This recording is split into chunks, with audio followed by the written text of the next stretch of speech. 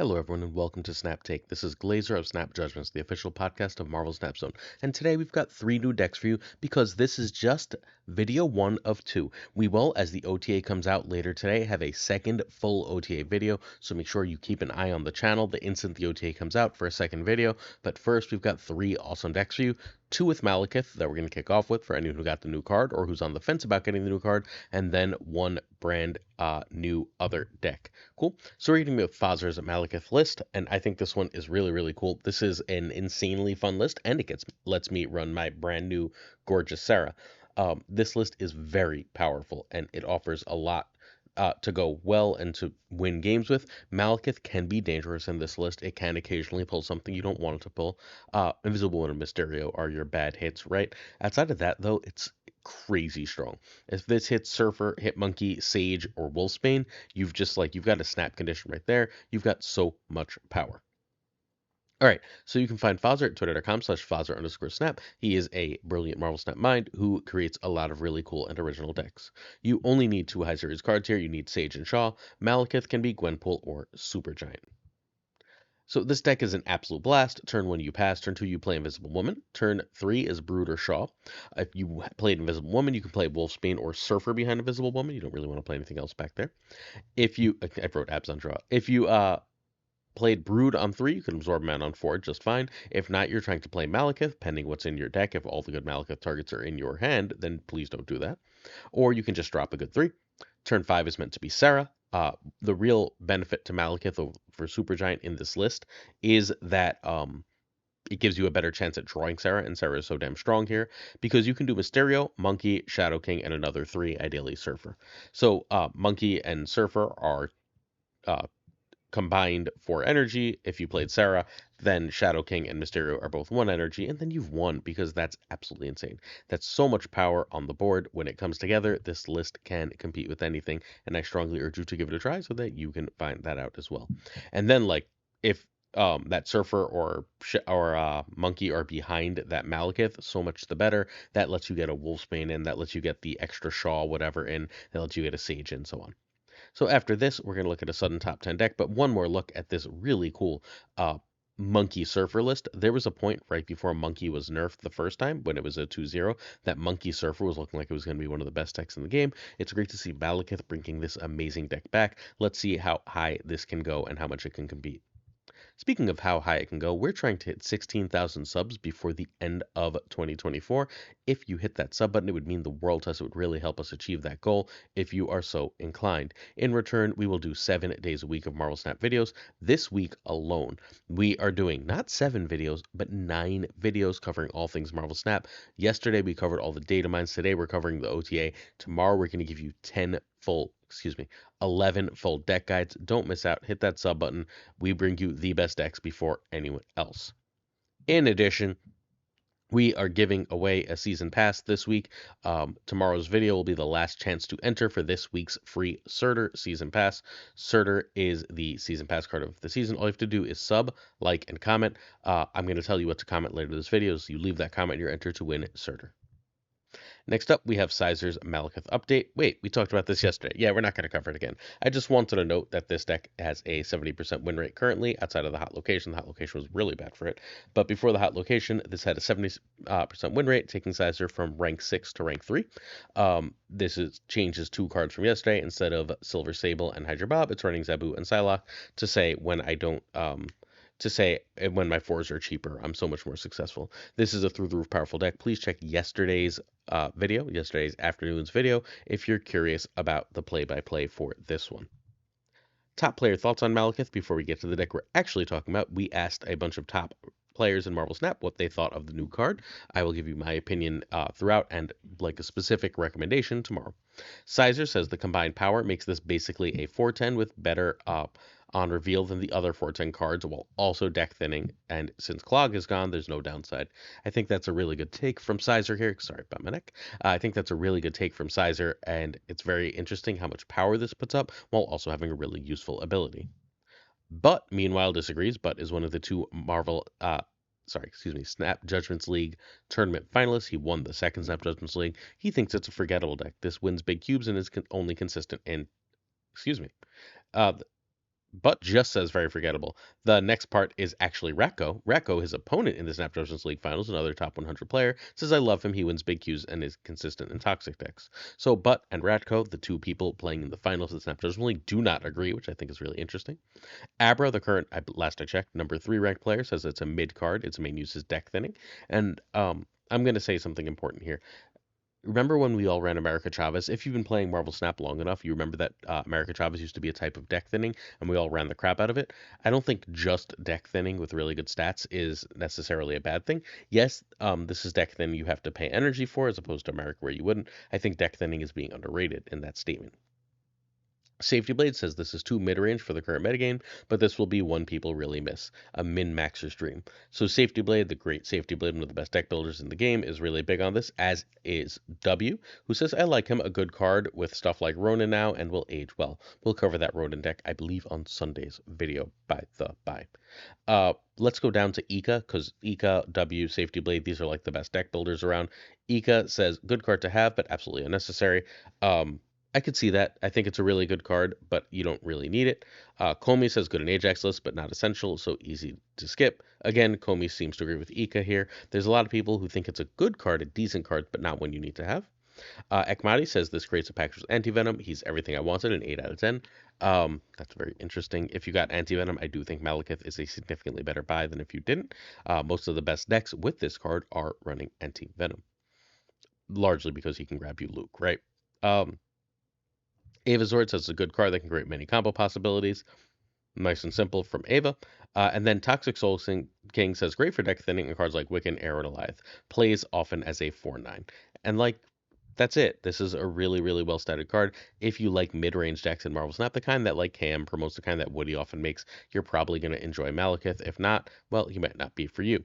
Toxic Soul King climbed from over rank 100 all the way to rank 6, and then the hot location fell to rank 9 with this very list. So this list was 90 ranks of the hardest climb in Marvel Snap with very easy wins. This is very similar to the current number 1 ranked deck from MSL Chamo, but Toxic Soul King has this amazing deck. Also, before we go any further, happy freaking birthday to Toxic Soul King. You can check out Toxic Soul King streaming later today at Toxic Soul King TTV. In addition, if you're still looking for Surtur, since it's Toxic Soul King's birthday, if you go give him a follow, I will happily buy one of the people who follows Toxic Soul King TTV on his birthday and sends a happy birthday from me, a Surtur season pass. Happy birthday, my friend. Hopefully, congrats on climbing all the way from over 100 to top 10 with this list, with this update on the MSL Chamo list. All right, so you can find Toxic Soul King at Toxic Soul King TTV. This deck needs Kate, Wiccan, Alith, and Surtur. That's just the cards it needs. You can please note that there is no anti-venom. The package seems to be Malakith or anti-venom, and the anti-venom stuff tends to go with because then you're running Luke, that tends to go with an Alith pack, not an Alith package, excuse me, an Ajax package. Cool. Meanwhile, you can run the Wiccan stuff, but then you're going to need Kate, and if you're running Kate and Wiccan, you usually want Alith as well. So there are clear packages here. All right. Malakith can be Shang-Chi or Cull. I don't think Malakith is actually terribly important in this list. He's a great card, but not a pivotal card for the list. Speed and Copycat can be Mobius, Cassandra Nova, Luke Cage, Negasonic, and Juggernaut. Any of those are perfectly fine. I am finding Speed harder and harder to replace in decks, so it's time to start considering getting Speed if you've got an abundance of tokens and have been putting it off. Although there's still a couple of weeks left until we find out, I believe a week and a half, 2 weeks, before we find out about what is series dropping. So if you can hold off till then, that's probably wise as well. Not that I expect Speed to series drop, or Copycat to series drop for that matter, but better safe than sorry. So again, from over rank 100 to top 10 with a 60% win rate and a massive cube rate, this is huge.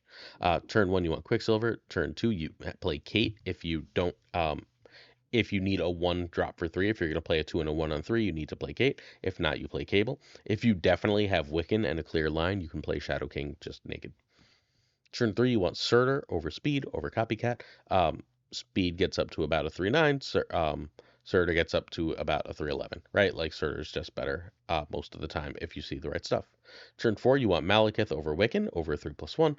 Turn 5, if you draw Wiccan and still alive, you Wiccan. If not, you play Arrow. And then turn 6 is alive or Magneto, and you can play either of those with like a Shadow King or whatever else you want at that point in the game. And that's how this is so powerful, right? The Arrow, Alioth, Magneto with the extra cards is just so much. You could also end up doing a bunch of mid-rangey stuff at that point. But if you have Surtur out, you want to make sure that you're getting Surtur to just big enough to win a lane. And then, like, you just have a ton of optionality here. This list is, again, quite strong. What are you playing Malakith for here? Well, it's a little bit of extra ramp. It's a little bit of extra way to find Wiccan because Wiccan is so strong. Remember, you'll have 8 energy, so Arrow and like a speed or Arrow and Copycat to end the game, or even Arrow and Surtur is just that's immediate 18 power if you can get Wiccan out on turn 5, which is usually worth it. There's a lot to like in that way from having Malakith and like it makes you more likely to draw that Wiccan on turn 5. But the other thing it really does is it just says I play as generally speaking a 3/9. But if I hit that speed, that Copycat, that Surtur, if I hit Surtur, I'm a 4/11. If I hit Copycat, I'm a 4/11. If I hit speed, I'm a 4 like God, usually 4 a lot, right? Like 4/14, 4/15. That's a ton of power and enough to help win a game. Yes, you can hit Kate, Shadow King, Cable, Quicksilver to be a 4/9. Oh, well, you can't hit Quicksilver because you always draw Quicksilver, right? So yes, your downside is a 4/9, but 4/9 is still really good. Like think about all the downsides you have to play to get to a 4/10 when you're trying to trigger Surtur. Malakith just says, I've got a 4/9 with no downside. This deck is awesome. It's one of the best decks in Marvel Snap. I genuinely think that outside of hot locations, this is probably the deck to beat currently in the game. Hey, if you'd like to see gameplay from these decks, please check out the stream team. Today is Thursday, so that means the KingofCanada will be streaming at 12 p.m. Eastern. GamingwithFlashX will have yesterday's games on his YouTube relatively soon. Next up, we have Desmond's Annihilus list. I found this, I had this saved, and I forgot to share it. This just seems awesome. This seems like it's really, really well placed. It's an Annihilus pixie list, which I think is super cool. Mobius plays really well into the meta. If you're Mobiusing, your opponents can have a really hard time stopping that Sentry a lot of the time, which is still a lane-winningly powerful card. I really, really hope Sentry can get his power back relatively soon. But outside of that, this is just a really, really powerful deck that offers a lot of play patterns. Extra hoods from Misery are super strong, right? Being able to hit Zabu a second time if Sentry or Shang are still in your deck is crazy, crazy strong. Being able to get an extra ham trigger is great. Playing Shang and then having them try and go big on a lane again and being able to Misery there again is super huge. There's a million different plays that are really, really strong with this list that Misery opens up. This list is awesome. So you can find Desmond playing at youtube.com/@DesmondKorea. Go check him out. He's one of the most important, impactful Marvel Snap deck builders and players in the game's history. This deck needs Pixie, Mobius, Annihilus, Circe, and Misery. Sorry. Zabu can be Psylocke here. You just want a way to get Force cheaper. Although, again, Zabu is better because you can sometimes make yourself a 2-cost Shang-Chi. Spider-Ham and Sable can be Iceman and Hawkeye. Sable is stats, and Hawkeye is stats too. You can also make that Hydra Bob if you had Hydra Bob. Ham is Disruption, Iceman's Disruption. Cassandra Nova can be Black Widow. Black Widow is perfectly fine to hit with that Misery. And perfectly fine to change with that Circe. So Desmond in Infinite went 22-7 with a 76% win rate. Seems like that's pretty good. Turn 1, Zabu over Hood over other ones. Turn 2, Pixie over 1. Turn 3, Mobius or Sentry if you suddenly have a Sentry. It's also worth noting at this point, Pixie, Mobius, once you've done that, the turn order is basically in the air. Good luck. Turn 4, you want Sentry or Misery on Hood. Turn 5, you want Sentry and Demon or Circe or Annie. Remember that if you play Sentry, you can then either Annihilus over that Void, or you can Circe it and get a free 5-drop. So turn 6 is Ones and Shang, or the second of Circe and Annie. Sometimes you send something over with Annihilus, and then you end up Circeing a different lane, right? And just seeing what you get as far as other big powerful cards.